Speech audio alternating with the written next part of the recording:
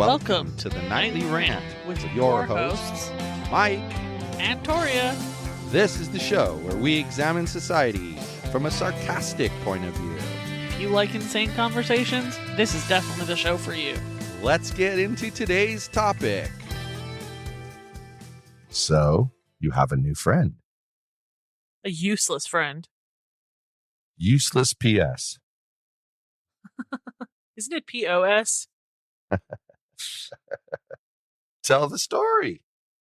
This morning, we went to the post office. That was our first mistake. For anybody who's heard our previous episodes about trips to the post office, you know how we feel about our local post office. It was a weird situation because I had a situation where I had ordered live food for the reptiles and said hold at post office. It was supposed to arrive at the post office on Monday. And they kept saying, out for delivery. Which they've done every other time. Still got held. It just is there. Then the next day, out for delivery. Oh, it's been delivered in your package locker. Yeah.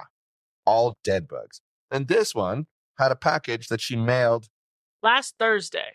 And it was like, what did you pick? 3-day service or something like that? Yes. And I picked 2 to 3 day express service, guaranteed delivery by the date it was showing me, which was Saturday. So it was guaranteed 2-day delivery by 6 p.m. Then I get a text from the person I mailed this package on behalf of this morning that it still hasn't arrived. Yeah, and what was weird was the guy at the post office first telling me that you would think that it's common sense that a giant orange sticker that says hold with a giant neon green sticker that says live insects keep away from extreme heat or cold would tell them that they should leave it there. He basically told you that his postal workers are morons. Right. But then says that unless you put a note in the notes to carrier telling them to hold it, they won't do it and they can't be held accountable for not doing it. Which is ridiculous. But you know who you are. But then tell them what his response was to your situation. To me, he told me to tell the company that ships these bugs everywhere and knows what the hell they're doing. This is the thing, guys.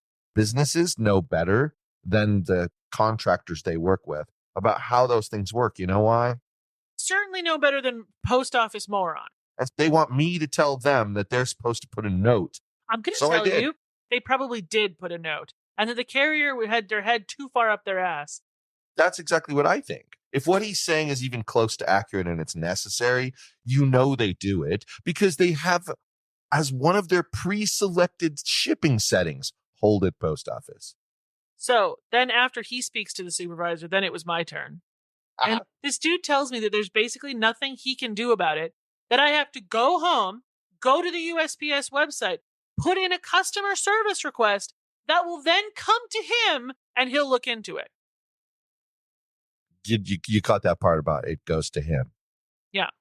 It's like when we were in Buena Park and we were having problems with people constantly breaking into the mailboxes and them just like leaving packages just laying on the ground. And they tell you have to complain to the postmaster. So you complain to the postmaster and the postmaster doesn't do anything. So then they tell you, well, you have to complain about the postmaster. Who gets the complaint? The postmaster. Postmaster. Who sets up a system where the person being complained about can just toss it in the trash? The United States government. Is that a surprise at all? With everything going on in the political world right now, the United States government would let you complain to the person you're complaining about so that they could just throw it in the trash. So what do you do next? Then I tell this man, wow, so you're just completely useless then. The look on his face gave me all the satisfaction I needed for the rest of my day. But he defended himself. He said, no, I'm not. But let me tell you all of the reasons this man is actually useless. 1, my USPS complaint did not go to him. It went to the post office that was meant to receive the package and actually deliver it. 2, he told me that I would have to come back into the post office to get my refund from those useless people. Did I have to do that? No. I got my refund online instantly. I was going to say that was the best part. I'm still positive my package is laying on the floor of his dumbass, useless, incompetent piece of shit post office. Tell them what the lady said on the phone when you said that. After we got home, I try to put in the customer service request. And here's where we encounter just the glorious incompetence of USPS, because their website is telling me I can't put in an inquiry about this package until after the 25th. Today is the 29th. So then I have to call in. No, she was fantastic. I gave her like 10 out of 10. But she told me, first she fixed my problem, put in the support ticket. Then their refund system was broken because apparently you're not supposed to put in your entire tracking number. You're supposed to put in the entire tracking number minus the first 12 digits. Which doesn't say anything on that site about that way. And the lady on the phone didn't even know this. She had to go and ask somebody who then gave her that advice. So then, 4 or 5 hours later, I get a call from the supervisor at a post office in Dallas. I tell her what the situation is. She was apparently only calling to give me a refund, but she saw that it had already been handled. I confirmed where she was. Then I said, you want to know what's crazy? I think that my package is probably still sitting at the post office in North Las Vegas, and it's just lost forever behind some bin, and maybe it'll arrive 8 months from now where it's supposed to arrive. And she said, some of our post offices, they're not very good. Tell us something we don't already know, lady. I'm going to tell anybody who will listen never to mail their packages from that post office. Yeah, it's a mess. Like back when we first moved here, we had to wait for mailbox keys. I understand. There's an episode about this. Rental people, etc. Yes, we had an episode about it. And they told us, no, we don't have any packages. All this time, we've been getting these like little flyers that say there's packages, and they keep saying there's no packages. So this one kind of gets aggressive with them. Look, there has to be packages here. Fine, I'll go check. And comes out with 25 packages. I had to get you to send Mitchell in to help me carry all of them. Yep, it was ridiculous. Yeah. And like Mr. Useless, he didn't even want to take my complaint. No. And it's just sad because they keep raising the rates and talking about how the post office people should get paid more money. But then this is what you get. I see it when I used to watch those First Amendment audit videos, and I'd see that guy would go to post offices, and they were just lame. They didn't know what the hell they were talking about. They had no idea how to find the rules. They just made it up as they went along. I'm going to tell you, I think that Mr. Useless was just as rude to you as he was to me. And I'm going to tell you that's 50% of why I was so rude to him so quickly. And yes, I'm fully aware that calling someone useless to their face is rude. I didn't feel he was rude to me at all. He just completely dismissed everything you had to say and was like, you're an idiot. You're wasting my time. Get out of my post office. That was just his way, his demeanor, period. The same way towards you. 110% should be fired. But he won't be because he works for USPS. Okay.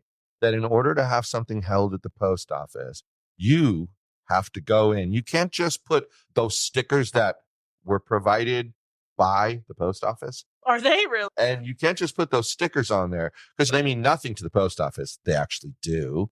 And so you have to put in this note, right? Imagine telling the customer that they need to go tell the person they bought something from, oh, this is what you have to do. I'm going to tell you that if you spoke to a supervisor at a UPS location or a FedEx location, or if you want to go international, a Purolator location, any of these other couriers that can deliver packages, they would be horrified. By the way that was handled. You know what else? Everything he told me was incorrect. Every word that came out of his mouth, except maybe that package is no longer at his location. Maybe. I'm going to give him 1% benefit of the doubt there, was incorrect. Which means I'm going to say that everything he told you was also incorrect. Because clearly he's an incompetent head up the ass piece of garbage. It's the same company shipping it the same exact way. And out of 4 times, 3 times it stayed there. And 1 time it didn't. Every other time it has said out for delivery on the first day and then available for pickup at the post office at the end of that day. Right. Yeah. It must have something to do with paperwork postman has to do. And so he sets it aside into an area where it's like, this isn't being delivered yet. He goes and does his shit. He comes back, and at least that they have the package. But quite honestly, it would be less infuriating if they just left it as in transit to the post office. See, I think what happens is the postal worker scans it to put it in the truck when they're loading. and then realizes he's not supposed to take it and puts it on a shelf. That's probably what's happening. And then handles it when he gets back. That makes sense. That's a stupid way to handle it. Essentially what he was saying was that their people aren't competent enough to do their job correctly and look for the sticker. He, so I wonder where they learned it from. And look for the sticker, so we, the customer, should do more work. Lean Six Sigma people that work with manufacturing industries to whip them into efficiency. It's not just manufacturing industries, but so a delivery service, for instance, would be. I think that the U.S. government would be better set to spend some of their money and hire like 3 of those people. Fix those problems? And they would fix it. Oh, yeah. But you want to know what would happen? They would also keep the postage price where it is, but the cost to do it would go down. Because they would eliminate half of their staff. The only way to do that kind of thing. Tell that to the air traffic controllers. When Reagan was the president and they went on strike, he fired them all. The only way to get rid of people in USPS now is for them to age out, retire, and get out of there, and then collect their cushy pension for doing nothing for their entire life.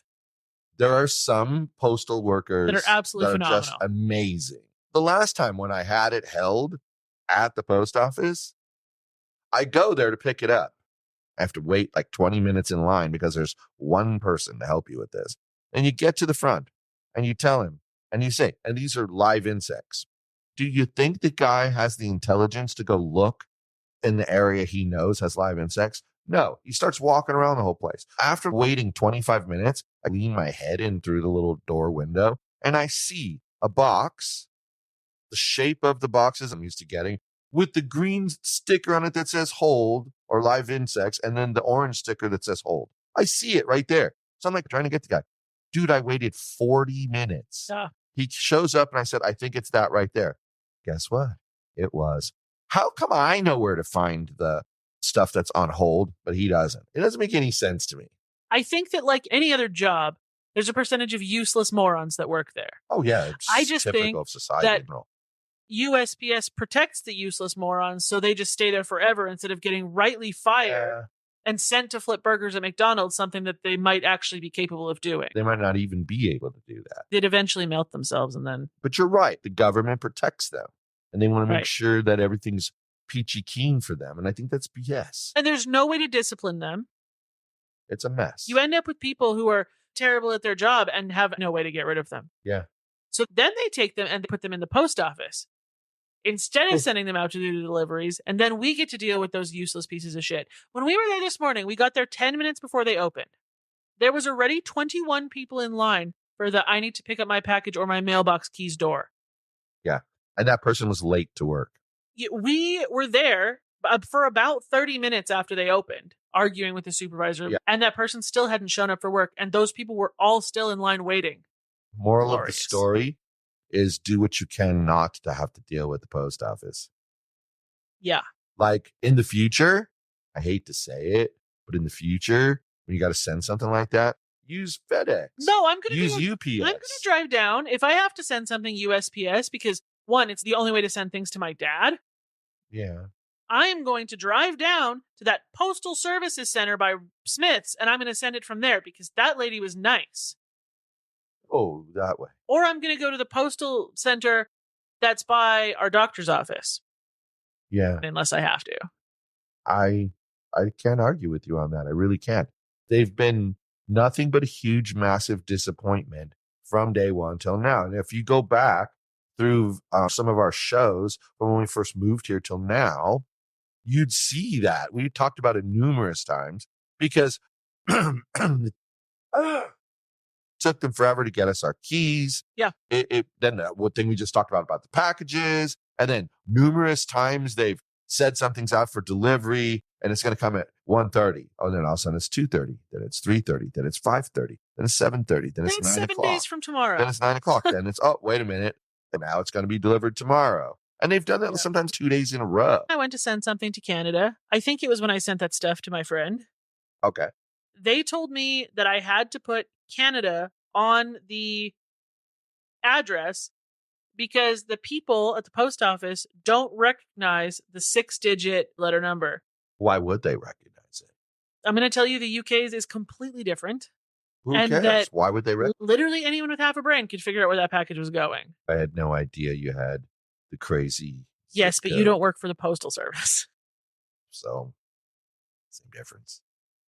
But Anyway, it's just another example of how useless they are. It's the incompetence and the like holier than thou attitude that bothers me the most, though, because essentially that guy stood there and went, "You're an idiot because I say so." Pretty much. I just took the last 20 minutes and summarized it into that. I forgot to tell you the very best part. When I went up to the counter before I asked to speak to the supervisor, the dude tried to tell me that if I had an issue with the package, I had to go stand in the line for the blue door. Yeah. How did you get around that? I told him, no, I wasn't standing in that awful line and I wanted to speak to a supervisor now. And he directed me over to you. Because there was already a supervisor there. Like, wake up, bro. That's the other thing that's incompetent about that. Let's just say, for sake of argument, that yes, you're supposed to be in that other line. You can see that the supervisor is right there. The other door says no cash transactions. Even assuming the other line was correct. Why not just give the person to them? No one else is looking for a supervisor. That person is. Spectacular. That was glorious. And then I got to fight with the vet today because they're also useless. Great. Oh my gosh. It's just a great day. I have felt probably for a year and a half, maybe 2 years now, almost the whole time we've been there, that they're a scam because they do that crap with we need to do these 17 tests. And then they come back with, it's nothing. A little ibuprofen will take care of it. Why did we have to spend $700 to find out that ibuprofen would take care of it? If ibuprofen had the potential to cure it, that's what you should have tried first and said, come back, like the human doctor does. Yeah. The human doctor doesn't go, all right, let's run 700 tests to find out exactly what's wrong with you. Some do. They're just like, bro, you've got inflammation in that elbow, and that's why it hurts. Take some ibuprofen, take it every 8 hours instead of every 12 hours, and talk to me in a week. Because then if it's not working in a week, he can reassess it. Same thing with the vet. I don't understand the hurry to make me spend $700. It makes me not want to go to the vet. If any of you people have a great story about how USPS has brutally wronged you, or if you know of a good vet in Las Vegas, comment below. Good night, everyone. Hasta la bye-bye. Thank you for listening to the Nightly Rant. If you enjoyed the show, please give us a 5-star rating on Apple Podcasts or Google Play. If you didn't enjoy the show, please just ignore that previous request for a rating. This has been a Yogi's Podcast Network production.